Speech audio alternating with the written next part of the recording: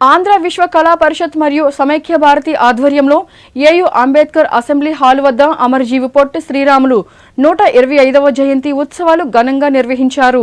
ఈ సందర్భంగా వక్తలు మాట్లాడుతూ దశాబ్ది ఉత్సవాలు జరుగుతున్న ఏయులో 125 సంవత్సరాల పొట్టి శ్రీరాములు జయంతి ఉత్సవాలు నిర్వహించడం సంతోషంగా ఉందన్నారు. గాంధేయవాదిగా గాంధీజీ అడుగుజాడల్లో నడుస్తూ తమిళనాడులో తెలుగువారికి జరుగుతున్న అవమానాలు సహించలేక బులుసు సాంబశివరావు నివాసంలో ఆమరణ నిరాహార దీక్ష నిర్వహించి ప్రాణత్యాగం చేశారన్నారు. అంటరానితనానికి వ్యతిరేకంగా నెల్లూరు జిల్లాలో అనేక పోరాటాలు చేశారన్నారు. ఆయన ప్రాణత్యాగం ఫలితంగానే భాషా ప్రయుక్త రాష్ట్రాలు ఏర్పాటుకు మార్గం సుమంగమైందని అన్నారు.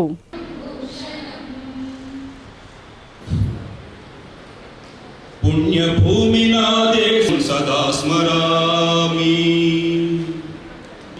నన్ను గన్న నా దేశం నమో నమ, కన్న తల్లి నా దేశం మహోజ్వలుడై లేచి మాతృభూమి.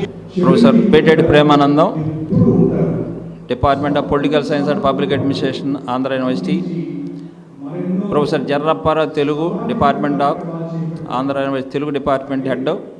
అలానే జాతీయ సమైక్య భారత జాతీయ అధ్యక్షులు కన్నయ్య గారు, పి కన్నయ్య గారు, అలానే రాష్ట్ర అధ్యక్షులు సత్యనారాయణ గారు ఈ కార్యక్రమాన్ని ఆంధ్ర యూనివర్సిటీలో పొట్టి శ్రీరాములు గారి 125వ జన్మదినోత్సవాన్ని జరుపుకోవడం జరుగుతుంది.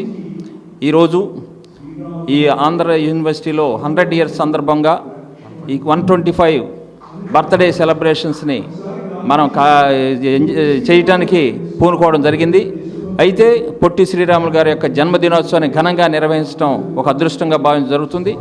దాంతోపాటు ఆంధ్ర యూనివర్సిటీ కూడా శతాబ్ది ఉత్సవాలు జరుపుకున్న టైంలో ఆయన యొక్క పుట్టినరోజును జరుపుకోవడం చాలా ఒక మహోన్నతమైనటువంటి వ్యక్తి. ఆంధ్ర రాష్ట్రం కోసం, తెలుగువారి కోసం అనేక పోరాటాలు చేసి 58 రోజులు ఆమరణ నిరాహార దీక్ష చేసి దాని యొక్క వ్యక్తిగతంగా తన స్వార్థం లేకుండా నిస్వార్థంగా ఈ రాష్ట్రం కోసం తెలుగువారి యొక్క అవమానాలు భరిస్తున్నటువంటి తమిళనాడులో అవమానాలు భరిస్తున్న పరిస్థితుల్లో అవమానాలు ఉండకూడదు, ఈ రాష్ట్రంలో తెలుగువారికి హక్కులు కావాలా, స్వేచ్ఛ, సమానత్వం, సౌభ్రాతృత్వం కావాలి తెలుగువారికి.